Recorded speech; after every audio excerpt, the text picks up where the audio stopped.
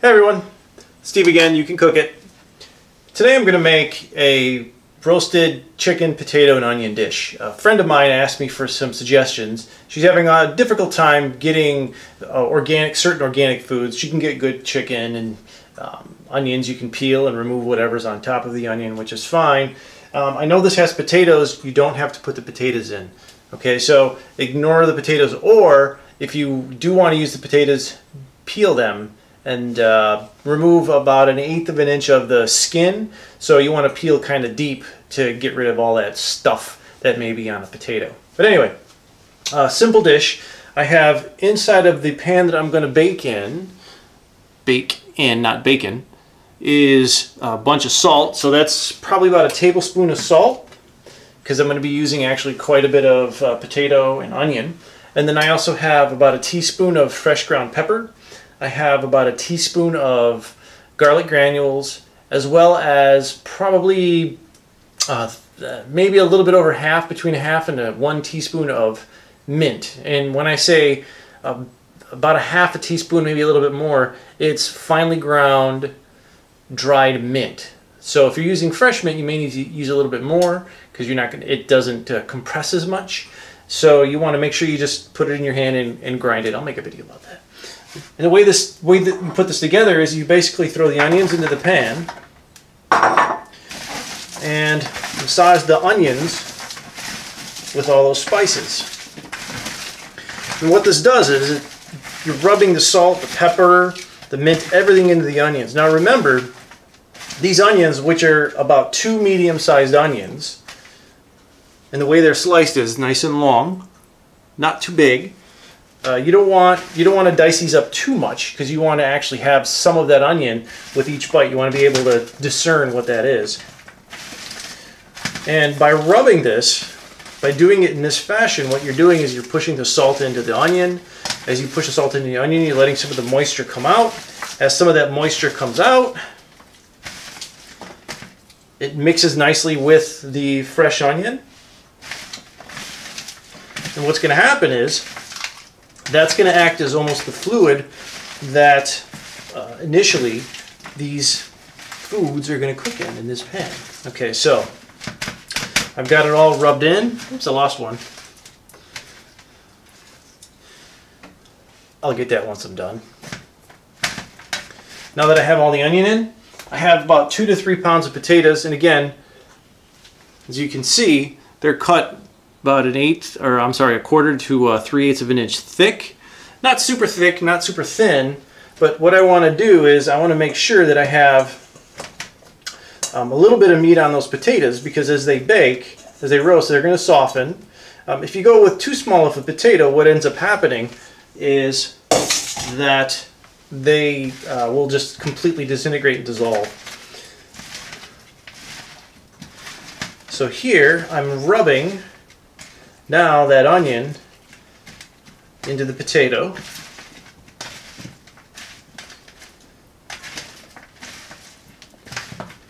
Okay, now for this, I'm going to have to use a bigger pan, but I wanted to show you basically what's going on in the shallower pan.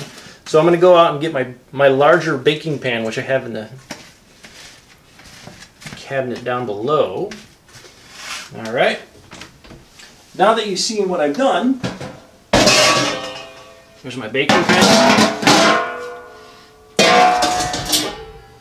I'm going to go ahead and throw this in. Normally I would just do this in my one large baking pan, to save myself the mess.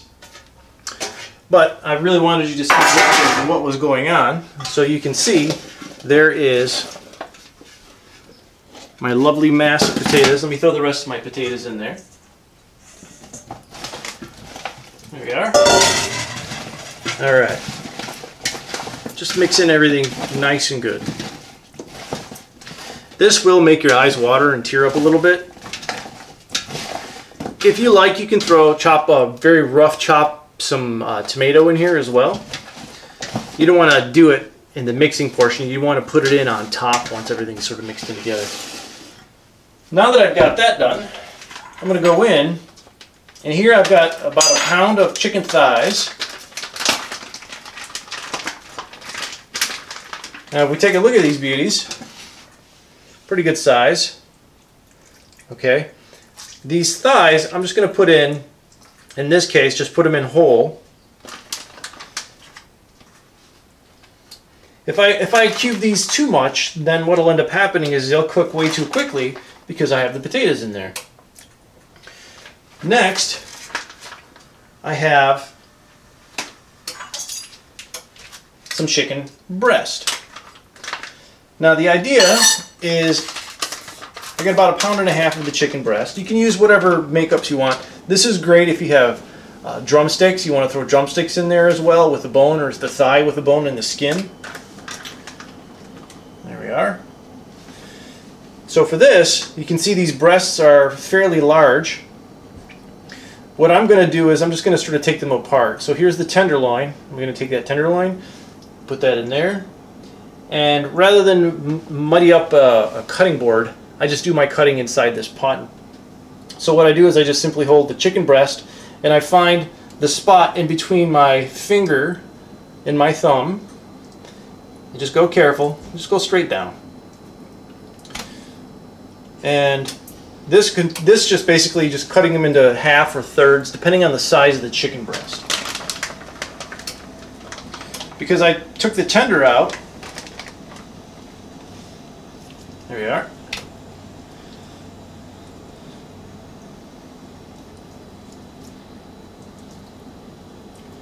I don't have to worry about cutting the rest of these into thirds or too much. I don't have to worry about cutting them too small. I just want to make sure that I don't have some super thick pieces. You may want to fillet the breast a little bit in the thickest areas, like that.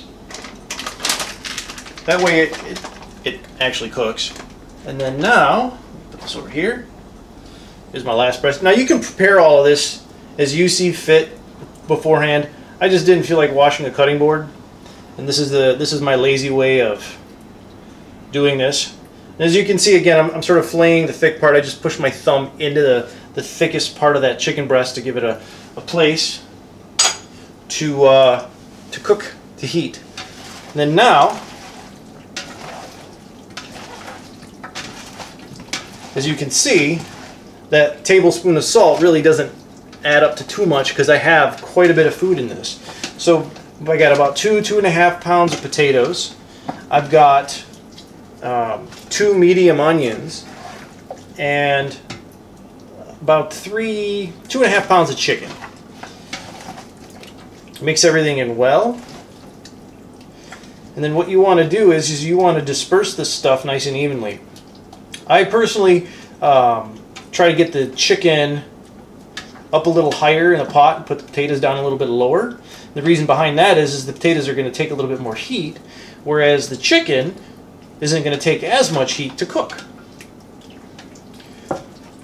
So now that I have a nice big pot of chicken, meat, potatoes, and onions, at this point, if you wanted to throw some tomatoes in there on top, you can throw some tomatoes in on top. Just if you have more spices you want to sprinkle in on top, and say you want to do some cayenne pepper, this is a good time to sprinkle some cayenne pepper on top of it, again adding a little bit more flavor, or paprika. I don't typically like to use my hands in something that's got a bunch of cayenne pepper in it. So let me go ahead and wash off. Now I've got the oven preheated, and again, I'm not going to give you an exact number. I'm at 375, but you have to understand what your oven is doing. And I've been using this oven now for quite some time.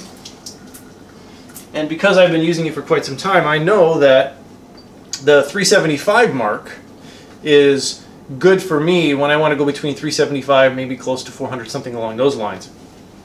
And the reason why I know it's good is because I cook all the time. So if your oven runs a little hot, you're going to want to go to 350, or maybe 360. If your oven runs a little cold, then you want to turn the heat up a little bit. And again, the elevation's big, so if you live in a higher elevation versus a lower elevation, you're going to have to adjust accordingly.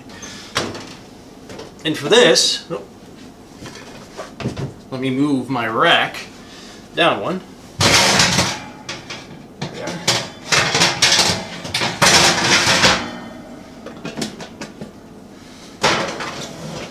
Slide it in, put it right in the middle of the oven, and my cook time. I'm going to set this for 50 minutes, and I'll come in and check on it and see what's going on. It may need to go a little bit longer. It depends on, again, how thick the chicken is. It's all depending upon the chicken and the potatoes. It's very important that obviously you don't want to be eating raw chicken, but you obviously don't want to be eating raw potato as well. It's better to have raw potato than it is to have the raw chicken. So it's better to slice the potatoes up a little bit thinner, put them on the bottom, and then leave the chicken a little bit bigger, put it on top. So if you're doing something with